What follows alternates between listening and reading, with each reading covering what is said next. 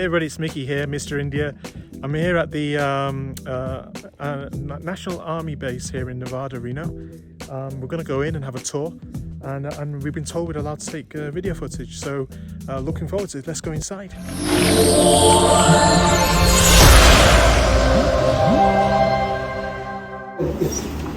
Wow.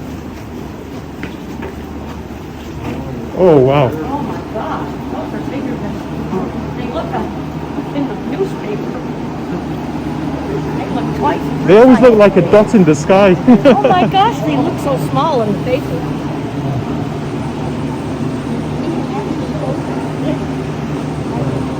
Looks like the guys inside this one over here as well. Oh wow. Alright, so you guys are all from like the Napa area, right? Yeah, The area. Sonoma, yeah. The Chinooks, this is what I fly. I brought some of our firefighting equipment out here as well. That's a big thing that we do in the National Guard. We support the community and we do a lot of firefighting. We'll talk about the bucket here in a sec, but this is a CH-47 Fox model. It's a Chinook helicopter. They were originally built back in the 60s. They were like the workhorses out in Vietnam, the Alpha model, Alpha Bravo models. This one is currently the Fox model. That's what the regular Army has. If you guys saw that Chinook that was flying in as you were driving in, that's a CH-47 Mike model. A Golf model, and that's what the Special Operations Aviation Regiment uses. That's the SOAR guys, if you've ever heard of them. They're based out of Fort Lewis, Washington. I don't know why they're coming through here. They don't really talk to us unless they need a part or whatnot, so they do their own thing. But this is the Fox model. This one, the tail number is 0908778. That 09 is the contract year, so that aircraft was probably built in either 2009 or 2010. So it's a relatively new helicopter. The Black Hawks we'll see in a bit were all built in the 80s and 90s. So a little bit newer.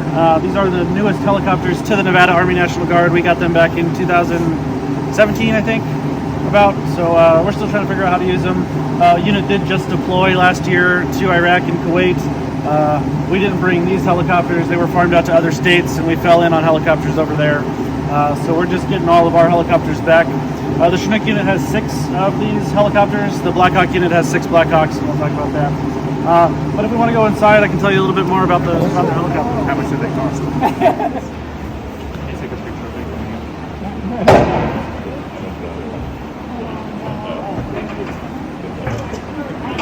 Thank you. Yeah, if y'all like to come on up, it's a little quieter. I can not yell at you as much.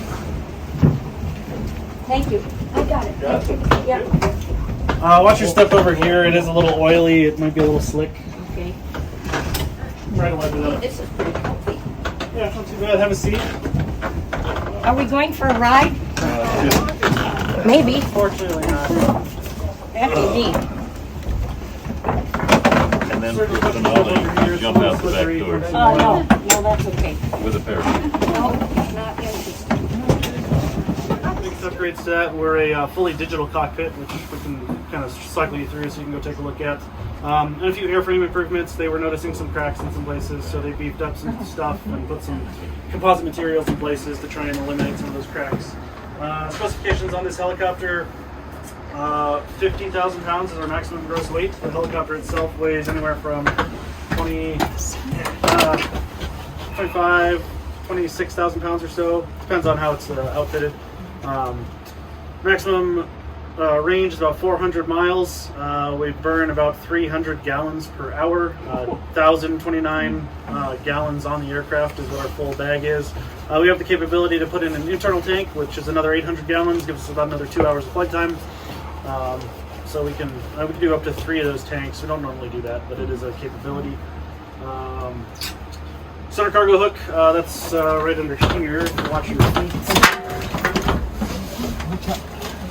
This is kind of our bread and butter. We do a lot of external loads off of this helicopter, the firefighting bucket included. But we'll take Humvees and load any kind of external loads, and it's all done from right here. This hook is rated for 26,000 pounds. We generally can't get up to that because we just don't have the extra weight with the gas that's on the helicopter. That skinny cable is... So that whole yellow beam, Oh, the yellow beam, yeah, is where all that weight's getting. Oh. This right above me is a combining transmission. That combining transmission takes inputs from both of those engine transmissions and sends it forward and backward. We have synchronizing shafts that go along the roof of the helicopter. You can also see one right here as you're walking out. There's 2 on this side, and then there's 7 that go up to a forward transmission. We have a forward transmission and an aft transmission that then turn that power vertically and spin the rotor systems. So what's your background to do what you do? So I did ROTC in college. I got paired up with this unit, which I got really lucky to be paired up with. So I was a cadet with them as I was going through ROTC. I commissioned. I got selected to go to flight school. I went to flight school back in 2012. Graduated back in 2012. And then a couple years later, I took command of the unit. So I was the company commander. Got the unit ready to go overseas. And then once we got overseas, I got kind of moved into a battalion staff position. Got back here, and another guy took over for the company. And I've just been kind of really interested in the maintenance world the whole time. But no engineering background? No engineering background whatsoever. The Army taught me everything I needed to know. I'm also a maintenance test pilot in this aircraft, so anytime maintenance is done, I'll go out and check to make sure that the helicopter's flying the way it's supposed to, or do some troubleshooting to try and figure out, hey, maybe it's this component that's the problem, and let's fix it. Wow.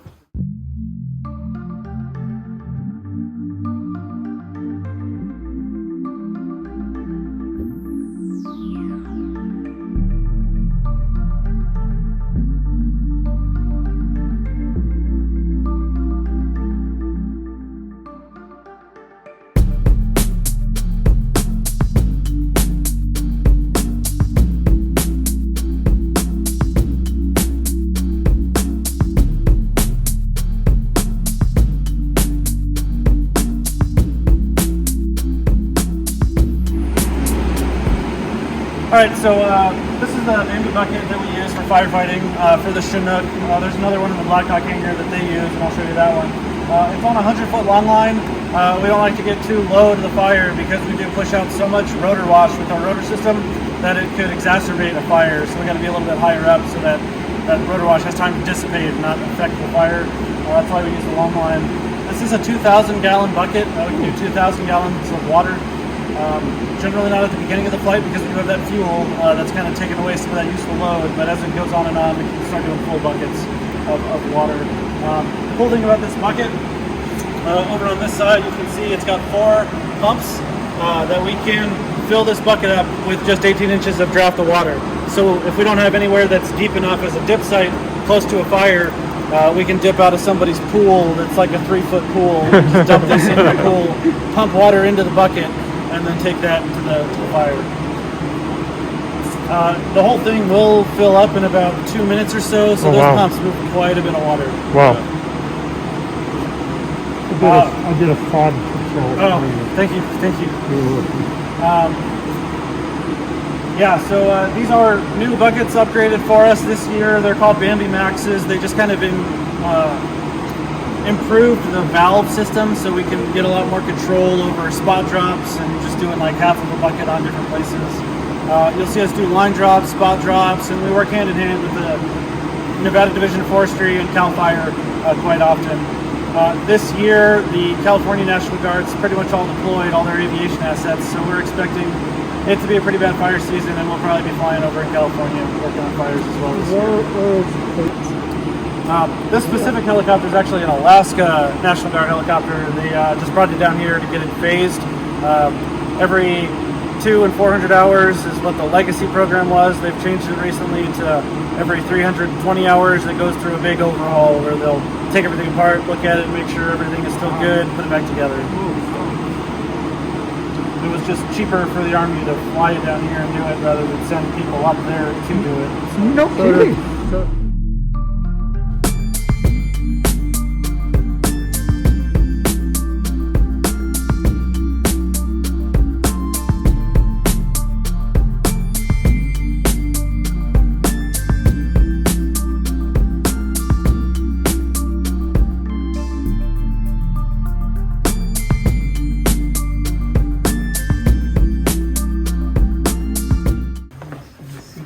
Is this where you get your briefings?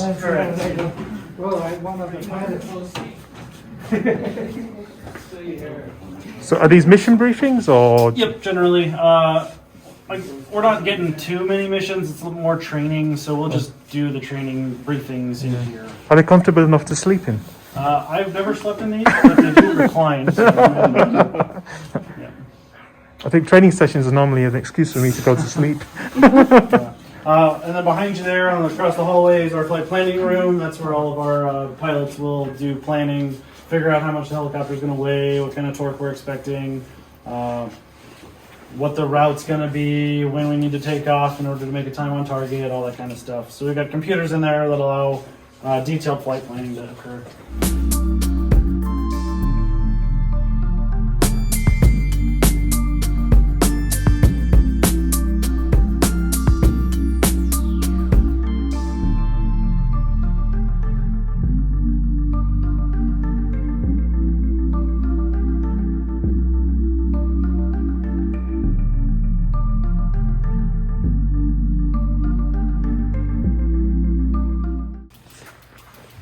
So this is a UH-60 Black Hawk. It's an Alpha. I think this one's actually a Lima model.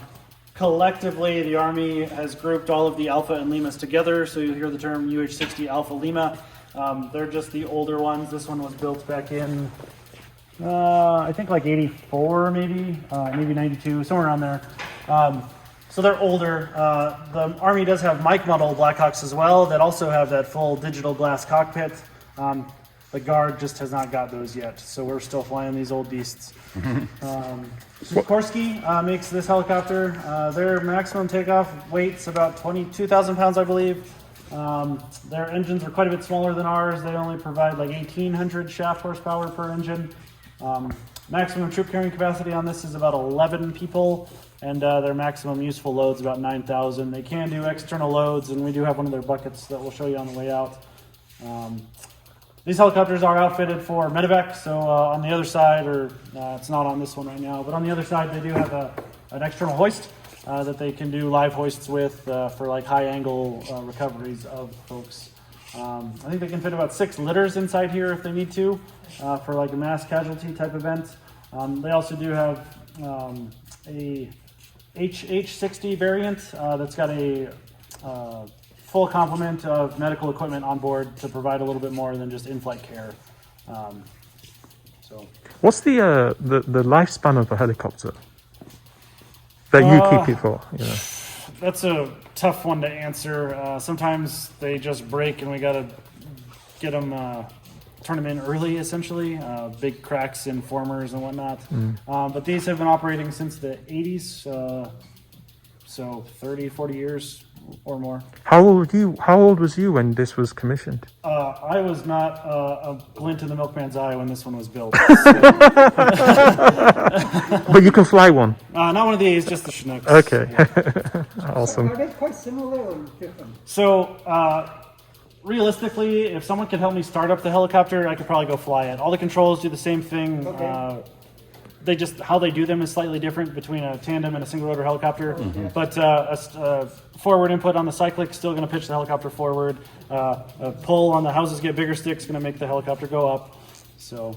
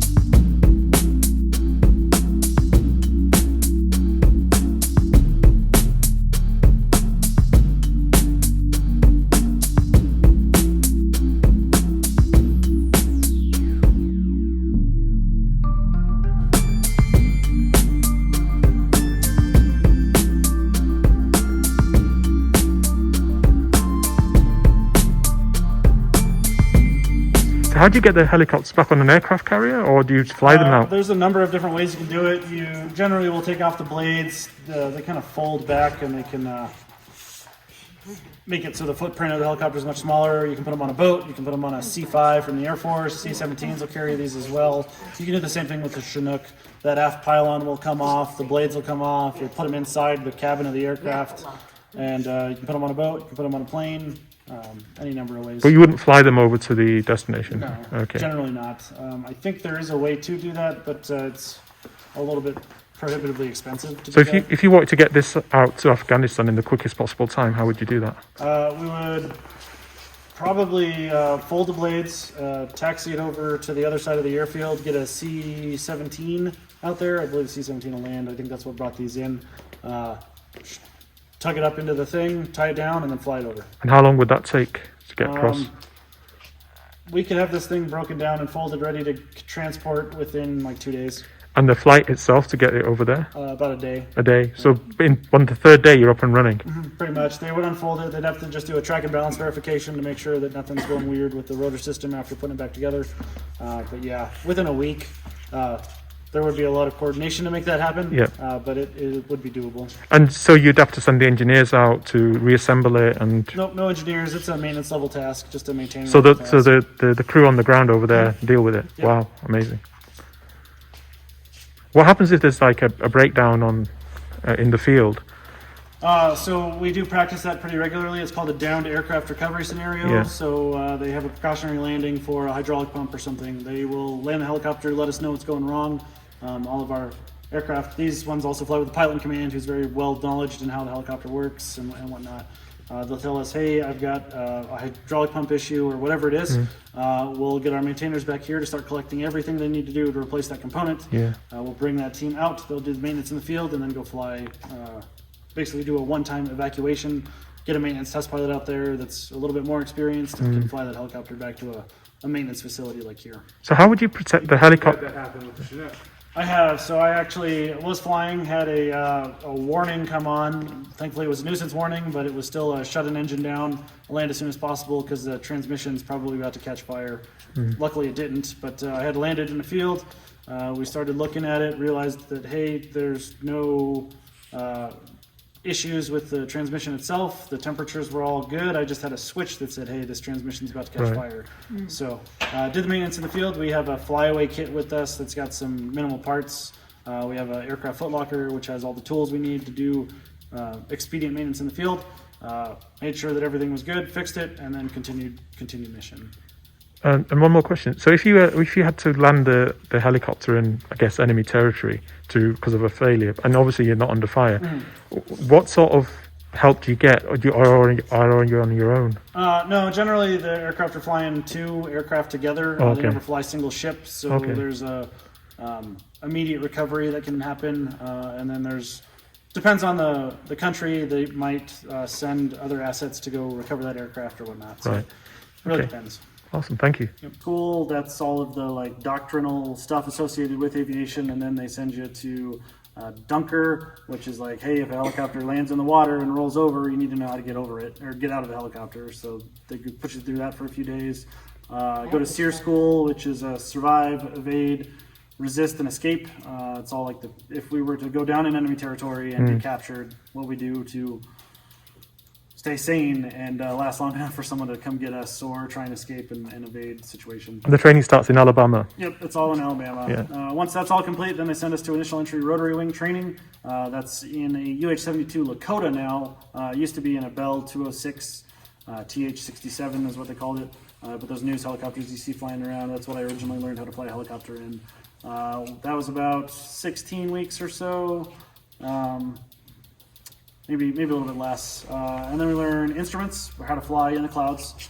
Basically, these helicopters are all IFR capable, so we can fly in the clouds. ATCs telling us where to go. We have onboard systems that can tell us where we are.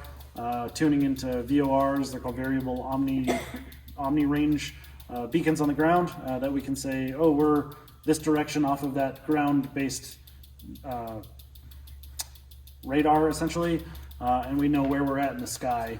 When you're flying paired in clouds, How do you maintain separation? So we do not fly in formation in the clouds. That'll all be single ship. So you follow each other? Or No, we'll be separated by miles, but we won't be flying right next to each other. But you'll be within reach of each other easily if you came into trouble. Yeah, I mean, we'll be separated by a few minutes. Okay. So, but we wouldn't be right next to each other at all.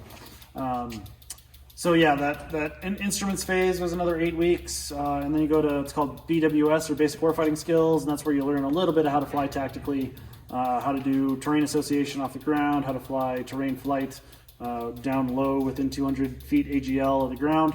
That's above ground level. We'll fly all the way down to 30 feet off the ground as well, at higher speeds, like 80 knots or more. And then once you're done with all of that, then you go to your advanced airframe. The Chinook course was about 17 weeks, I believe.